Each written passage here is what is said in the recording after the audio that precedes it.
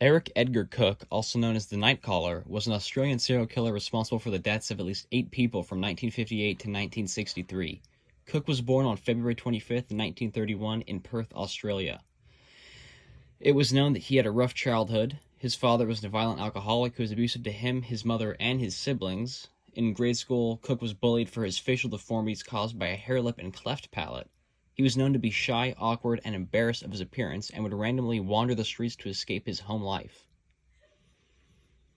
In teenage years, Cooke was rejected from a choir audition at a local church, which led to him burning it down. At 21 years old, Cooke joined the permanent military forces, but was discharged after 3 months when it was discovered that he had a series of convictions for breaking and entering, arson, and theft. A year later, Cooke married Sarah Lavin, a 19-year-old waitress, and had 7 children with her. Several years after his marriage, Cooke began committing a series of violent, seemingly unrelated murders. Cooke's victims were chosen randomly and were killed by a variety of different guns, knives, scissors, and even axes. Several of Cooke's victims were shot after waking up while Cooke was robbing their house, and 2 were killed in their sleep. In one instance, Cooke stabbed a person to death and then got lemonade from the victim's fridge, drinking it on their front porch. In another murder, Cooke strangled the victim with the cord from her lamp, raped her dead body, and dragged it to a neighbor's lawn where he violated it with a whiskey bottle.